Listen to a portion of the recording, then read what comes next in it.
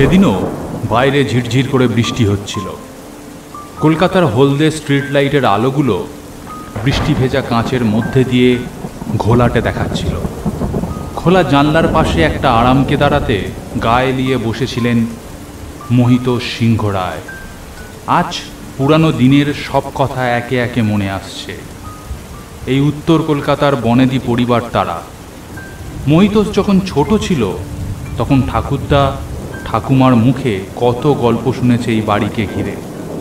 একসময় বিশাল দুর্গাপূজা হতো এই বাড়িতে, কিন্তু কালের নিয়মে সব শেষ হয়ে এখন শুধু এই বাড়িটুকুই দাঁড়িয়ে আছে। মোহিতোষ খুব অভাবে মানুষ না হলেও খুব বিলাসিতাও করতে পারেনি কোনো দিন। পড়াশোনায় ভালো ছিল, জীবনে হয়তো অনেক বড় কিছু করতে পারত। হঠাৎ করে বাবা মারা যাওয়ায় একটা প্রাইমারি স্কুলে চাকরি নিতে বাধ্য হলো। প্রাইমারি স্কুলের চাকরি টিউশনি করে সংসার টানতে লাগলো। ছেলের যখন 5 মাস বয়স তখন স্ত্রীও চলে গেল ক্যান্সারে। তারপর একা হাতে ছেলেকে মানুষ করা, ভালো করে পড়াশোনা শেখানো, সারা জীবন ছেলের পিছনে দান করেছে। ছেলের যদি কোনো অসুবিধা হয় সেই জন্য দ্বিতীয়বার বিবাহ করেননি। আর আজ বোধহয় তার প্রতিদান পাওয়ার সময় এসে গেছে। এমন সময় মৈতোষের ছেলে রণবীর ঘরে এসে ঢুকলো। বাবা, আমাকে আজ রাতেই বেরোতে হবে। এত বৃষ্টির মধ্যে কাল গেলে হতো না? এতদিন ধরে টিকিট কাটা, কি যে বোকার মতো কথা বলো। আজ রাতে ট্রেন, তাড়াতাড়ি বেরোতে হবে। তাহলে কলকাতার মধ্যে থেকে চাকরি করা সম্ভব হলো না? না, কলকাতার মধ্যে থেকে চাকরি করা সম্ভব হলো না। তোমার জন্য তো আমি আমার সারা জীবন আমার কেরিয়ার ফেলে এখানে বসে থাকতে পারি না। আমাকে জীবনে এগিয়ে যেতে হবে, অনেক বড় অনেক সাকসেস পেতে হবে। কলকাতায় থাকলে সাকসেস হবে না, এ কথা তোমাকে কে বলল? দেখো বাবা, আমি তোমার সাথে এসব ব্যাপার নিয়ে তর্ক করতে চাই না। কোথায় থাকলে সাকসেস হবে আর কোথায় থাকলে হবে না সেটা আমাকেই বুঝে নিতে দাও। আমার ট্রেনের দেরি হয়ে যাচ্ছে, আমি বেরোবো। সব যখন ঠিক করেই ফেলেছ তখন আর জিজ্ঞেস করেই বা লাভ কি? যাও, সময় পেলে চিঠিপত্র লিখো। ঠিক আছে, এখন আমি আসি। যাবার সময় বাবার পায়ে হাত দিয়ে নমস্কারটুকুও করল না রণবীর। দূরে চাকরি নিয়ে চলে যাওয়ায় বাবার মত ছিল না, তাই বাবার সাথে এই নিয়ে বহুবার কথা কাটাকাটি ঝগড়া হয়েছে। তাই বাবার আশীর্বাদটুকুরও প্রয়োজন পড়েনি রণবীরের।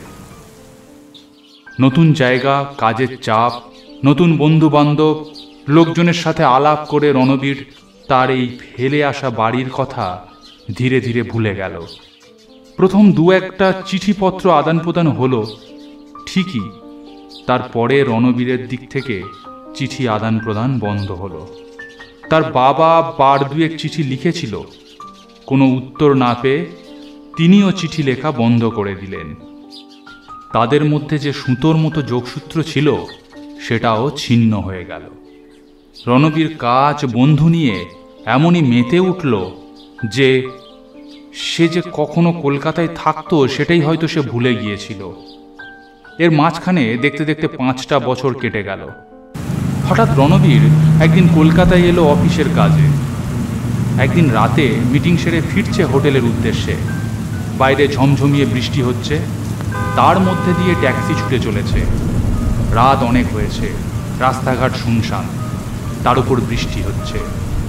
পুরানো দিনের নানান রকম কথা একে একে মনে পড়ে যাচ্ছিল রণবীরের।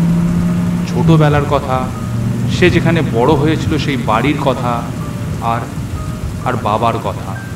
অকস্মাৎ রণবীরের হুঁশ ফিরল। সত্যিই তো, বাবা কেমন আছে কে জানে। এতদিন যার কথা রণবীরের মনে পড়েনি, আজ হঠাৎ মনে পড়ায় তার প্রতি এক অদ্ভুত টান অনুভব করল। যতই মান অভিমান ঝগড়া থাক, হাজার হোক, পিতা তো।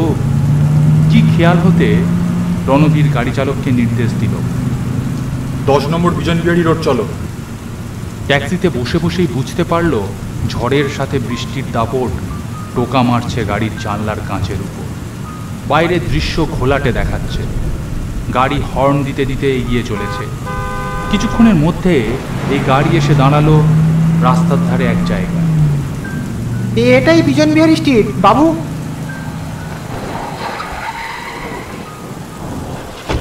গাড়ি থেকে নেমে ছাতা মাথায় দিয়ে দাঁড়ালো রণবীর। ট্যাক্সিটা তাকে নামিয়ে দিয়ে চলে গেল।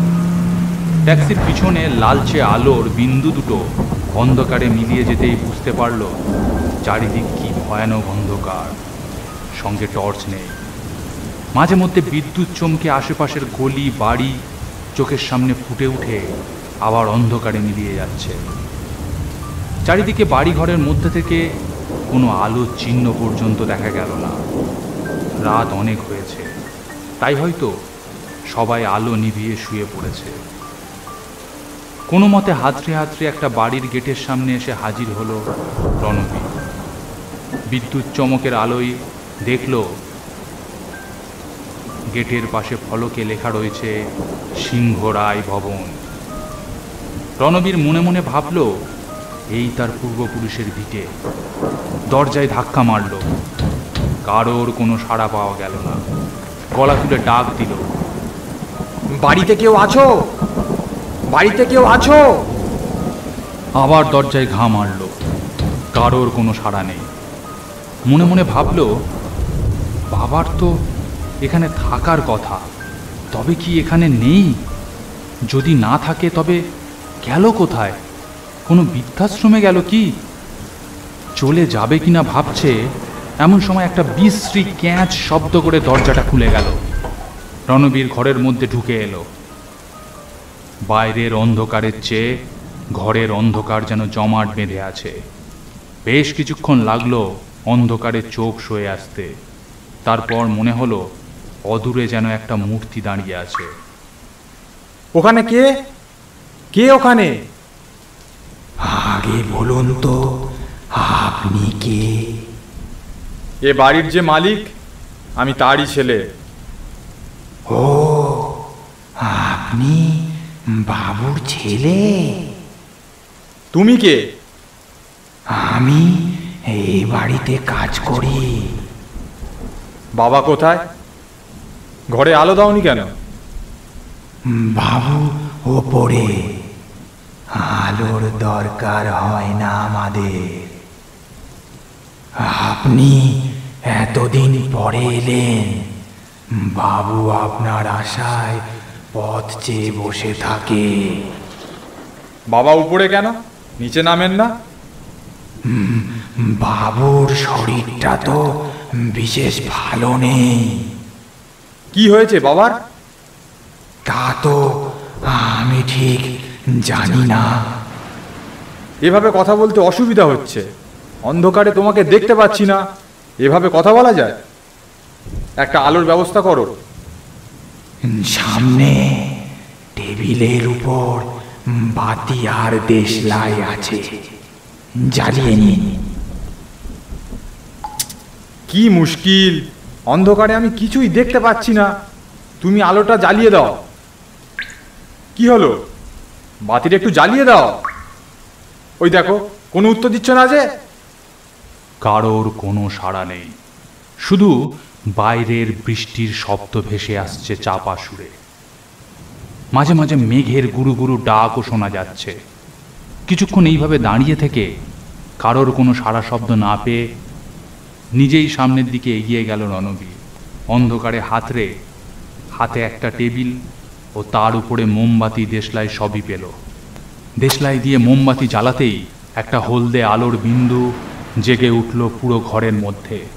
তারপর চারিদিকে আলো ঘোরালো রণবীর। কেউ কোথাও নেই। বাড়িটার অবস্থা রীতিমতো খারাপ। এদিক ওদিকে কড়িবর্গার ছাদ খসে গিয়েছে। চারিদিকে সমস্ত কিছুর উপর পুরো মোটা ধুলোর আস্তরণ। সিঁড়ির রেলিং ভেঙে গিয়েছে দু এক জায়গায়। রণবীর মনে মনে ভাবল, চাকরটা হঠাৎ করে কোথায় চলে গেল? চারিদিকে বাড়ির অবস্থা কি করে রেখেছে। বাবা নিশ্চয়ই ভালো করে দেখতে পারে না, তাই বাবার মাথা ভেঙে খাচ্ছে চাকরটা। আগেই এই চাকরটাকে বিদায় করতে হবে। এদিক ওদিক আলো ঘুরিয়ে ফেলছে। হঠাৎ একটা ঠান্ডা শীতল নিঃশ্বাস তার ঘাড়ের কাছ থেকে প্রবাহিত হলো। তখনই তার হাতের বাতিটা নিভে গেল। ঘাড়ের কাছে অমন শীতল ঠান্ডা নিঃশ্বাস কার? দূর ছাই, বাতিটাও নিভে গেছে। এমন সময় কিছু কথা ভেসে এলো পেছন থেকে। ঠান্ডা বরফের স্রোতের মতো শোনা গেল কথাগুলো। বাবু, বাতি নিভে গেল বুঝি? তক্ষুনি সেদিকে ঘুরে দাঁড়ালো সে। তুমি হঠাৎ করে কোথায় চলে গিয়েছিলে শুনি? আগে আমি বড় বাবুর কাছে খবর দিতে গিয়েছিলাম, আপনি এসেছে। বাবা কি বললেন? আপনার কথা শুনে খুব খুশি হয়েছেন, আপনাকে ওপরে পাঠিয়ে দিতে বললে। আবার রণবীর ফস করে দেশলাই জেলে মোমবাতি ধরিয়ে নিল। চারিদিকে বাতি ঘুরিয়ে কাউকে কোথাও দেখতে পেল না। রণবীর মনে মনে বিরক্ত হয়ে উঠল। দূর ছাই, ইয়ে আবার কোথায় গেল? এই যে, তুমি কোথায় গেলে? এ তো ভারী অদ্ভুত লোক। তুমি কি পিসি সরকারের ম্যাজিক নাকি? এই আছো এই নেই, কি হলো? কোথায় গেলে? সিঁড়ি বেয়ে উপরে উঠে গেল রণবীর। সামনে বারান্দা, পরপর খানকতক ঘর। বাতির ঘোলাটে হলদে আলো সামনে ছড়াতে ছড়াতে এগিয়ে চলেছে রণবীর। প্রথমের খানকতক ঘরে তালা বন্ধ, বারান্দার শেষের ঘরটির দরজা খোলা। রণবীর এগিয়ে গিয়ে সেই খোলা দরজা দিয়ে ঘরে প্রবেশ করল। এই ঘরটাও অন্ধকার, কোনো আলো জ্বলছে না। বাবা বলে ডাকতে গিয়েও রণবীরের গলা শুকিয়ে গেল। ঢোক গিলে অতি কষ্টে বাবা শব্দটা উচ্চারিত হলো। বাবা, তুমি কি এখানে আছো বাবা? ক্ষুদ্র আলোর বিন্দুটুকু ঘরের চারিদিকের অন্ধকার যেন আরো বাড়িয়ে তুলেছে। ঘরের কোণে অন্ধকার থেকে একটা ভারী কর্কশ গলায় উত্তর এলো, আমি এদিকে, এদিকে এসো। রণবীর বাতি হাতে ঘরের যে দিক থেকে কথাগুলো এসেছিল সেই দিকে এগিয়ে গেল। হলদে ঘোলাটে বাতির আলো যখন তক্তপোষের উপর পড়ল, রণবীর দেখল তক্তপোষের ওপর মলিন চাদর মুড়ি দিয়ে বাবা শুয়ে আছে। একটা জিনিস রণবীরের অদ্ভুত লাগলো। বাবা পুরো পা থেকে মাথা পর্যন্ত ঢেকে শুয়ে আছেন, শরীরের একটি অংশ বাইরে বেরিয়ে নেই। বাবা, শরীরটা কি খুব খারাপ নাকি? এমন মুড়ি সুড়ি দিয়ে শুয়ে আছো? বাবা, বাবা। রণবীরের ডাকে কোনো সাড়া এলো না। তখন সে মনে মনে ভাবল, এটা বাবা, তাহলে উত্তর দিচ্ছে না কেন? কোনো নরণচরণ তো লক্ষ্য করছি না। চাকরটার কোনো মতলব নেই তো আমাকে উপরের ঘরে টেনে আনার? এত কিছু চিন্তা একসাথে মাথায় ভিড় করে আসতে রণবীর মলিন চাদরখানি বিছনার উপর থেকে একটানে খুলে ফেলল, এবং তখনই রণবীরের পিঠের শীত দাঁড়াবে একটা হিমশীতল স্রোত বয়ে গেল। দু চক্ষু বিস্ফারিত হয়ে ঠিকরে বাইরে বেরিয়ে আসতে লাগলো। সে ভয়ার্ত দৃষ্টিতে দেখল বিছানার উপর চাদর গায়ে দিয়ে শুয়ে আছে একটা পচা গলা মৃতদেহ। তার শরীর ঠক ঠক করে কাঁপতে লাগলো, কিন্তু তখনও বোধহয় তার ভয় পাওয়ার আরো অনেক বাকি ছিল। হঠাৎই মৃতদেহটা বিছানার উপর উঠে বসলো। চমকে উঠে রণবীর দু পা পেছনে পিছিয়ে গেল। মৃতদেহটা ভয়ঙ্কর কণ্ঠে বলতে লাগলো, এত দেরি করে এলি বাবা, শেষ পর্যন্ত আমার কথা তোর মনে পড়লো তাহলে? মুখ থেকে রণবীরের একটা অস্ফুট স্বর বেরিয়ে এলো, বাবা, তুমি? তুই চলে যাওয়ার পর আমার কি হয়েছিল জানিস? একাই থাকতাম, নিজের মতো রান্না করে খেতাম। একদিন দুপুরে খাওয়া দাওয়ার পর হঠাৎ বুকের বাঁদিকে ব্যথা শুরু হলো। খানিকক্ষণের মধ্যে প্রচন্ড ব্যথায় মাটিতে পড়ে কাতরাতে লাগলাম। প্রবল যন্ত্রণায় দু চোখের পাতা বুজে আসতে চাইল।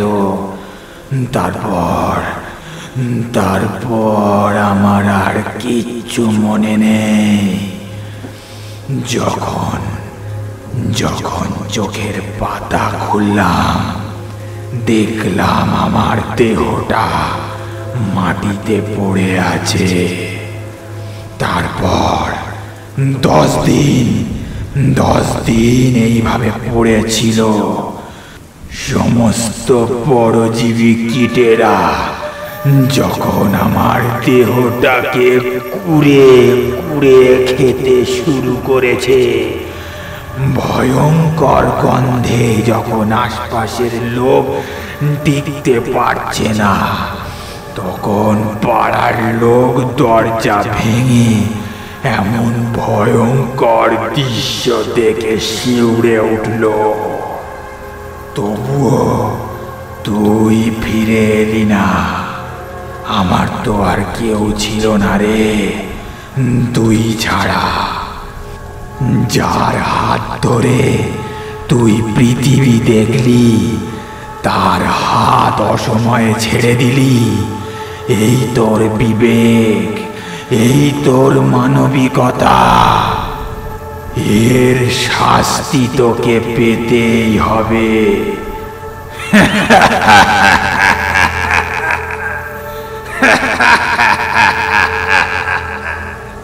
একদিন ঠিক পেতে হবে।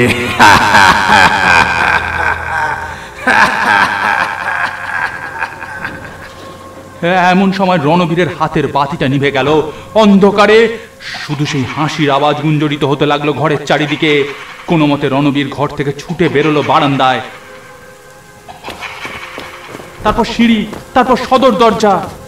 একরকম বাইরের বৃষ্টির উপর যেন ঝাঁপিয়ে পড়লো সে। সেই সময় এক প্রচন্ড বাজের শব্দে চারিদিক কেঁপে উঠলো। সেই মুষলধারে বৃষ্টির মধ্যেই রণবীর ছুটতে লাগলো। তখনও পিছনের বাড়ি থেকে হাসির শব্দ শোনা যাচ্ছে। হঠাৎ রাস্তার উপর রণবীর জ্ঞান শূন্য হয়ে পড়ে গেল।